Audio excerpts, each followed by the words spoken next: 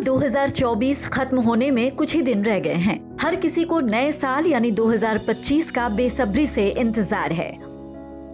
हर कोई नए साल को लेकर नया प्लान करके बैठा होगा।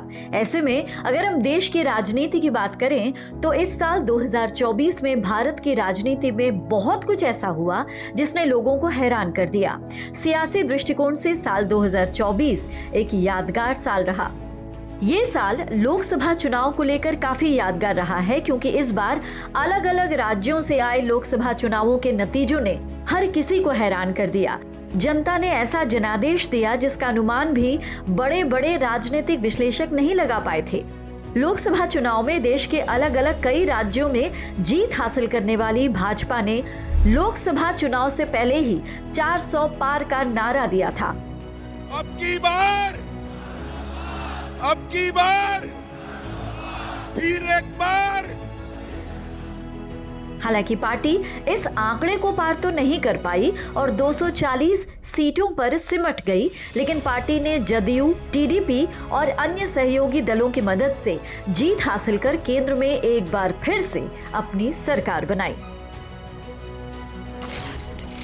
अगर हम उत्तर प्रदेश की बात करें तो यहाँ वो हुआ जिसका किसी को अंदाजा नहीं था। प्रदेश में योगी योगी के नारे लगने के बावजूद यहाँ की कुछ सीटों पर बीजेपी को हार का सामना करना पड़ा।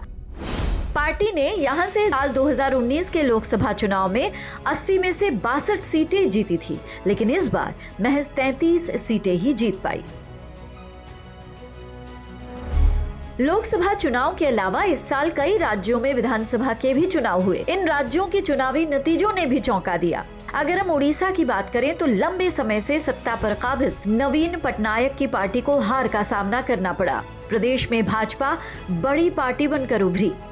वहीं अगर हम हरियाणा विधानसभा चुनाव की बात करें तो प्रदेश के चुनावी नतीजों ने भी राजनीतिक विश्लेषकों के दावों को पूरी तरह से गलत साबित कर दिया।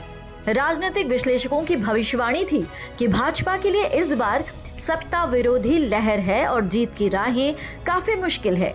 इन राजनीतिक विश्लेषकों का दावा था कि भूपेंद्र सिंह हुड्डा की अगुवाई में कांग्रेस जीत दर्ज करेगी, लेकिन यहाँ के नतीजों ने भी सभी को चौंका दिया और भाजपा ने एक बार फिर यानी लगातार तीसरी बार प्रदेश में अपनी सरकार बनाई और 2024 में तो भाजपा ने बहुमत हासिल की।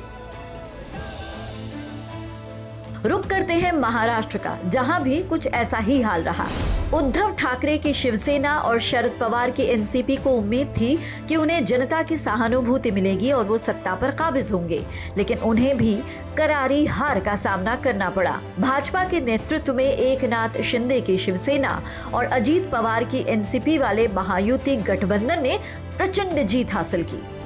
अगर हम कांग्रेस की बात करें तो पिछले चुनाव की तरह इस बार भी पार्टी ने खराब प्रदर्शन किया है। इसी तरह जम्मू कश्मीर में अनुच्छेद 370 हटाने के बाद भाजपा को बहुमत की उम्मीद थी, वो भी पूरी नहीं हो सकी। झारखंड में भी भाजपा सरकार बनाने का दावा कर रही थी, लेकिन वहां भी भाजपा को निराशा हाथ लगी और हेमंत सोरेन ने फिर से वहां सरकार बनाई।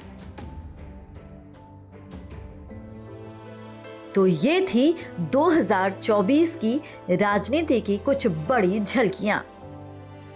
Bureau report, PTC news, Haryana.